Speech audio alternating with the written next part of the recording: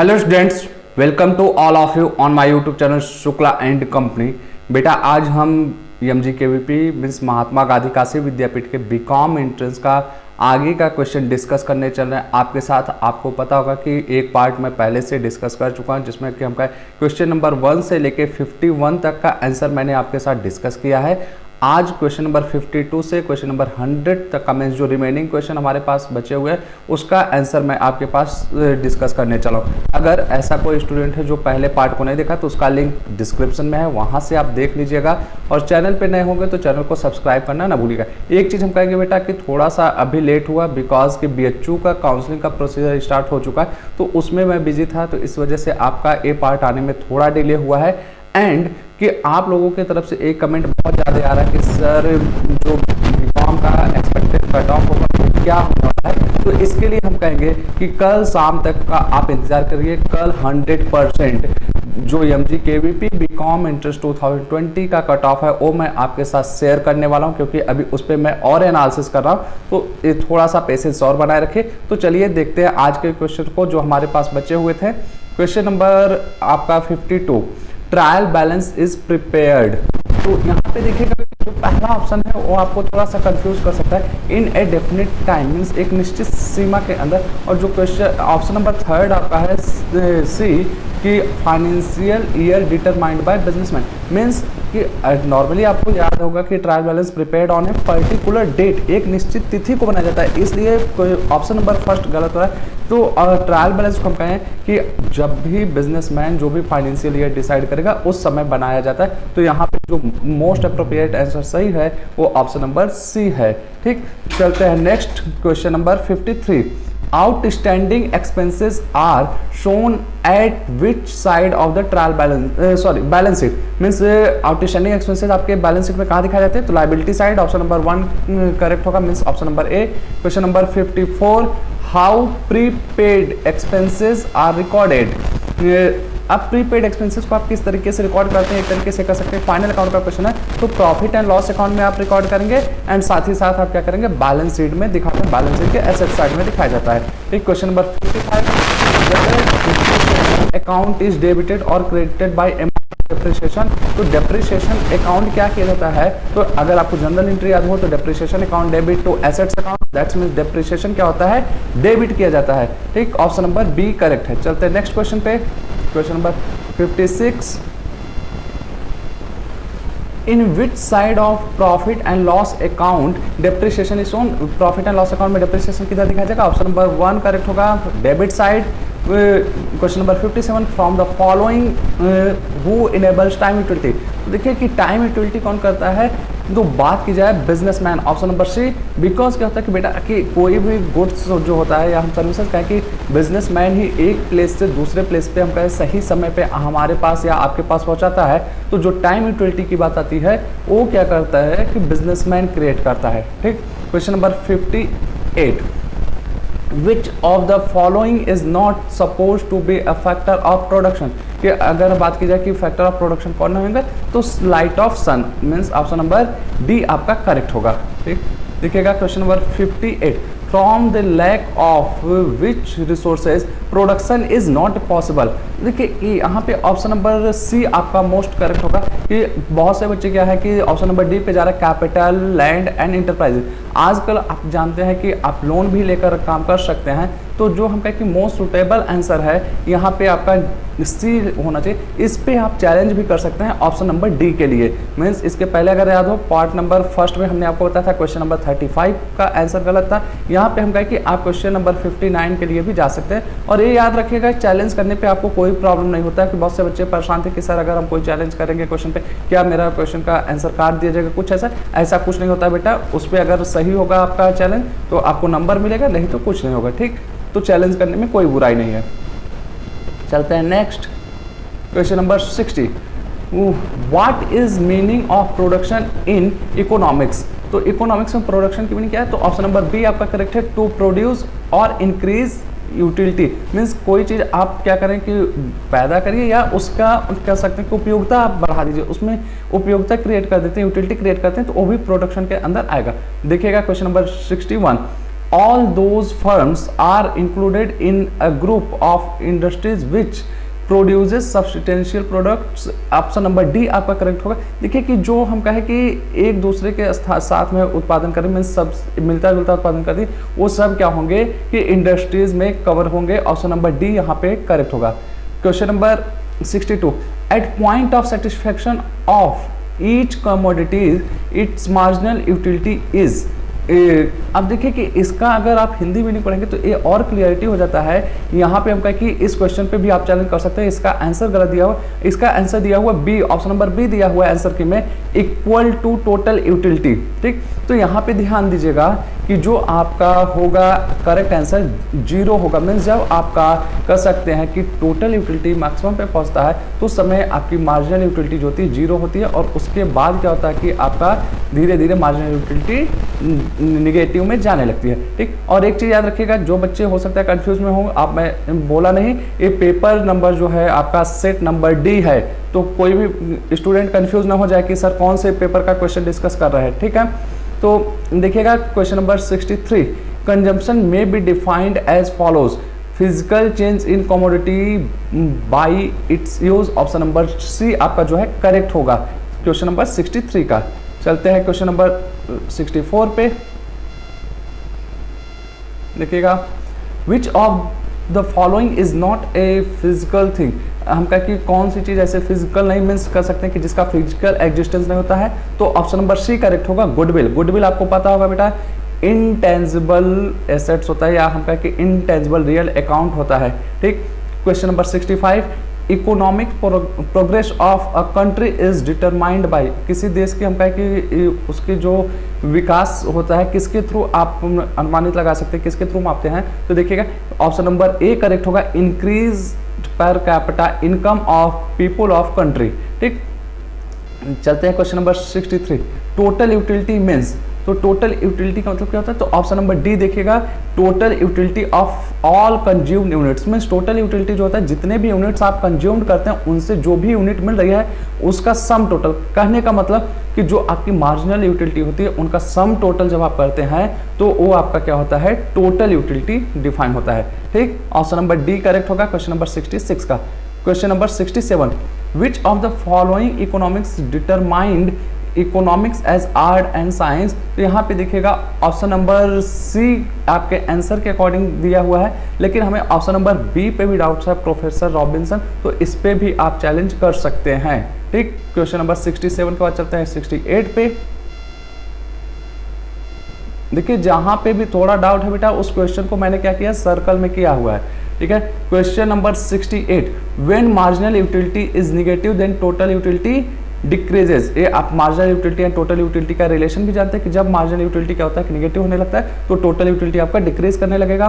Question number 69, barter exchange applies correctly with one of the following conditions. Means जो आपका कह सकते हैं वस्तु विनिमय की बात है वो किस सिचुएशन में आपका अप्लाई करता है, तो ऑप्शन नंबर सी करेक्ट होगा, needs of society must be equal. कह सकते हैं कि जब समाज जो आपकी सोसाइटी है उसकी जो आवश्यकता है वो सीमित हों। यहाँ पे देखिए कि जब इसका ऑप्शन नंबर सी का हिंदी मीनिंग आप देखेंगे तो और ज़्यादा आपका क्लियरिटी आ जाता है। मीन्स जब हमारे वांट्स कर सकते हैं कि लिमिटेड होंगे तब क्या होता है, वहाँ पे आपका बार्टर सिस्टम अप्लाई कर जाता है। ठीक है, अब देखिएगा यहाँ पे question number 70, which of the following is not called wealth. कि हम कहें कि कौन सा वेल्थ नहीं कहलाएगा, तो service of domestic servant means इसको आप वेल्थ की कैटेगरी में नहीं रख सकते हैं, ये आपकी सर्विसेज है।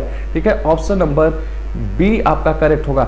चलते हैं question number 71, socialist and communist called capital to unearned income. तो देखिएगा यहाँ पे ऑप्शन नंबर डी करेक्ट होगा इस क्वेश्चन का 71 का। ठीक है, तो चलते हैं क्वेश्चन नंबर 72 पे।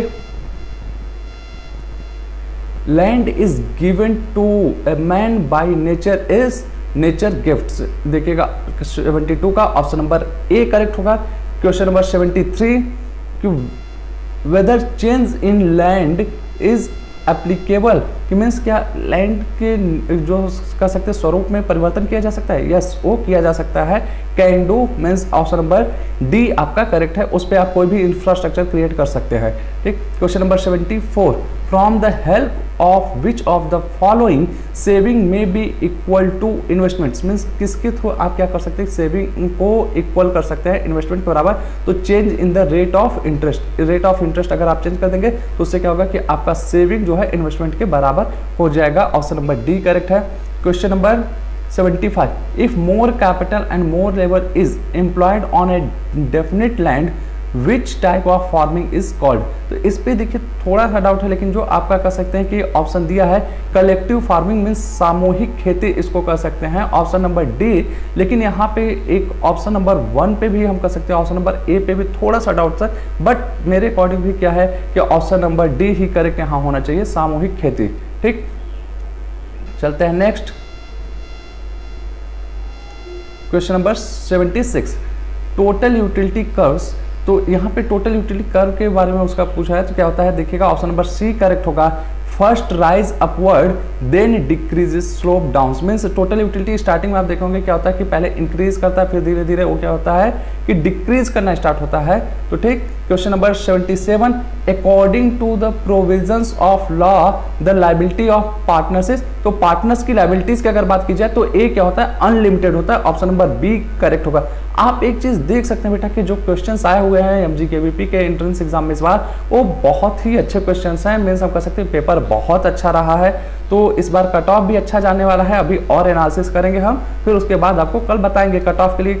आप सभी लोग कल तैयार रहिएगा शाम को। ठीक, question number 78, can any partner transfer his interest without permission, क्या कोई जो साझेदार होता है बिना अनुमति के अपना कर सकते हैं शेयर ट्रांसफर कर सकता है, कभी नहीं। तो that's means option number B correct है, नो।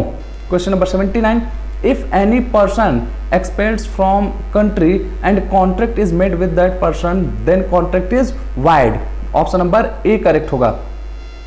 चलते हैं नेक्स्ट क्वेश्चन पे, question number 80, the managerial liability of a joint Hindu family is unlimited, means जो कह सकते हैं कर्ता की लाइबिलिटी होती है वो अनलिमिटेड होती है। Question number 81, A trade with in a country is called internal trade, means किसी देश के अंदर किया जाने वाला जो व्यापार होता है देशी व्यापार। ये सब बहुत ईजी आए हुए क्वेश्चन, ठीक है। Trade in international field is called foreign trade, means अंतरराष्ट्रीय क्षेत्र में किया जाने वाला जो व्यापार होता है फॉरेन ट्रेड कहलाता है। Next question number 83, goods coming in our country from foreign country is import, means जब हम किसी देश से कोई भी सामान मंगाते हैं अपने देश में तो उसको आयात कहते हैं। चलते हैं next question,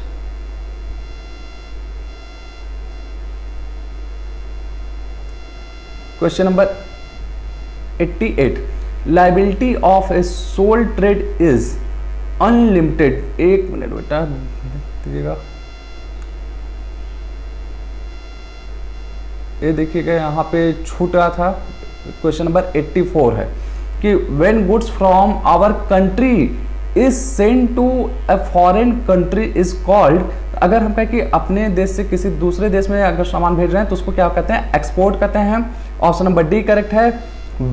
When within a country trade is facilitated by seaport, it is called seaport trade, means समुद्र यात्रा से किया जाने वाला जो व्यापार होता है समुद्र तटीय व्यापार कहलाता है। ऑप्शन नंबर ए करेक्ट होगा। Question number 86, a business which is run and managed by one man is called sole trade, means एक व्यक्ति के द्वारा जो व्यापार चलाया जाता है उसको हम एकाकी व्यापार कहते हैं। ऑप्शन नंबर बी करेक्ट होगा। Question number 87, Who is responsible for profit and loss in sole tradership, कि एकाकी व्यापार में लाभ हानि के लिए कौन उत्तरदायी होता है, वो सोल ट्रेडर होता है, means option number C correct होगा। Question number 88, liability of a sole trader is unlimited, एकल व्यापारी का जो कह सकते हैं कि दायित्व होता है वो असीमित होता है। Option number A correct. Question number 89, company is a person means artificial, आप अगर कंपनी का डेफिनेशन ही पढ़ेंगे तो उसमें दिया है company is an artificial person. Option number D correct होगा। कि question number 90, when purchaser paid the value of goods on due date what types of discount he received, means जब आप ड्यू डेट पे पेमेंट करते हैं तो आपको क्या मिलेगा, कैश डिस्काउंट। तो ऑप्शन नंबर सी करेक्ट होगा।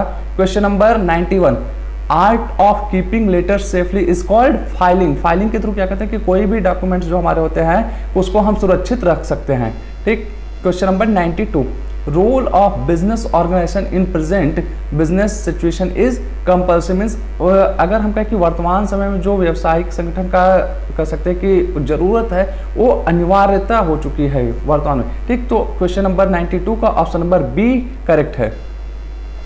चलते हैं question number 93, business and profession is different. Means option number ए आपका करेक्ट होगा। ए आपको भी पता है बिजनेस और प्रोफेशन दोनों में अंतर होता है। आप बिजनेस ऑर्गेनाइजेशन का या हम कह कि जब बिजनेस स्टडी पढ़ते हैं तो उसके पहले चैप्टर में कह सकते हैं पहले पेज पे आपको मिलता है। चलिए क्वेश्चन नंबर 94 पे, liability of share holder in case of a company is limited. Share holders की लायबिलिटी जो होती है लिमिटेड होती है। Option number B correct. Question number 95, what is a partnership deed. कह सकते हैं पार्टनरशिप डीड क्या है, तो यहाँ पे जो ऑप्शन है आपका फोर्थ वो करेक्ट होगा, ऑल ऑफ द एबव, जिसमें हम कह सकते हैं कि पार्टनर्स के बीच में जो भी एग्रीमेंट होते हैं उन सभी को क्या कहते हैं, पार्टनरशिप डीड कहते हैं। अब इस पे कई बार क्वेश्चन होता है कि क्या पार्टनरशिप डीड ओरल होना चाहिए या रिटन होना चाहिए, तो दोनों में से कुछ भी हो सकता है, ठीक। चलते हैं question number 96, what is a prospectus. तो प्रोस्पेक्टस क्या है, तो ऑप्शन नंबर सी करेक्ट होगा, a statement inviting share and loans. Loans का मतलब क्या होता है बेटा, ध्यान दीजिएगा, डिवेंचर मींस जब share and debenture company issue करना चाहती है तो प्रोस्पेक्टस इशू करती है, तो ऑप्शन नंबर सी करेक्ट होगा। Question number 97, what are the types of share capital. तो शेयर कैपिटल की अगर बात की जाए कितने टाइप्स होते हैं, तो यहाँ पे हम कहें कि देखिए कि शेयर कैपिटल की बात की है तो बेसिकली हम कहें कि जो शेयर कैपिटल आपके होते हैं वो आपके कह सकते हैं कि दो प्रकार के होते हैं। मीन्स दो, इक्विटी शेयर जो आपके हो या प्रेफरेंस शेयर। एक तरीके से इस पे थोड़ा सा और हम कह सकते हैं कि अंश पूंजी जो आपकी कह रहा है कि एक तो शेयर हो गया, इस पे बात हो गई, लेकिन यहाँ पे अंश पूंजी की जब बात किया है तो हम कहें कि आपका फोर्थ यहाँ पे करेक्ट होगा, डी। थोड़ा सा इस पे भी कंफ्यूजिंग है क्योंकि शेयर कैपिटल में जब आप जाते हैं तो डिटेल पढ़ेंगे तो एथोराइज शेयर कैपिटल, फिर वहाँ पे कह सकते हैं कि आपका कॉल्ड इशूड शेयर कैपिटल, ये सारी चीज़ें जब आती हैं तो उसके अकॉर्डिंग आप हम कहें कि इसका जो ऑप्शन करेक्ट होगा ऑप्शन नंबर डी करेक्ट होगा। दैट्स मीन्स यहाँ पे भी आप चैलेंज कर सकते हैं, ठीक। तो देखिएगा question number 98, if behind a money 100% value of gold and silver is kept in safe fund it is called। तो इसको कह सकते हैं आप representative paper money. Option number C आपका करेक्ट होगा, ठीक है। Question number 99, representative paper money is for poor country. Means कह सकते हैं कि एक गरीब देश के लिए क्या रिप्रेजेंटेटिव पेपर मनी एप्लीकेबल। अब देखिए यहाँ अभी ऊपर वाले क्वेश्चन में आप देख रहे हैं कि 100% गोल्ड रखना अनिवार्य है, तो क्या एक गरीब देश के लिए 100% गोल्ड रख पाना पॉसिबल है, तो नहीं। तो that's means option number B correct होगा, not applicable. Question number 100, What types of fear arises due to issue of paper currency। तो देखिए अगर अधिक आप पत्र मुद्रा जारी करेंगे तो जो मेन कह सकते हैं किस चीज़ का भय होता है वो इन्फ्लेशन का, मीन्स मुद्रा प्रसार का भय होता है। ऑप्शन नंबर बी आपका यहाँ पे करेक्ट होगा। तो बेटा ये देखिए कि जो आपका विद्यापीठ का एंट्रेंस का पेपर था बीकॉम का, उसके सभी क्वेश्चन हम डिस्कस कर चुके हैं। बात आती है कि सर कैसे इसको चैलेंज करेंगे, तो इसके लिए भी हमने आपका जो कह सकते हैं कि वीडियो दिया है, प्ले लिस्ट में अवेलेबल है MGKVP के नाम से। तो वहाँ पे कह सकते हैं कि विद्यापीठ के रजिस्ट्रार के पास आप मेल कर सकते हैं या ऑफलाइन मोड में भी वहाँ एग्जामिनेशन हॉल में वहाँ पे जाके मीन्स जो आपका प्रशासनिक भवन है वहाँ पे एप्लीकेशन दे सकते हैं, दोनों प्रकार से। तो आपको जिन क्वेश्चन पे चैलेंज करना है आप उसके लिए कर सकते हैं। और रही बात कट ऑफ का, तो कट ऑफ कल आने वाला है। चैनल पे अगर आप नए होंगे सब्सक्राइब कीजिएगा, वीडियो को शेयर कीजिए।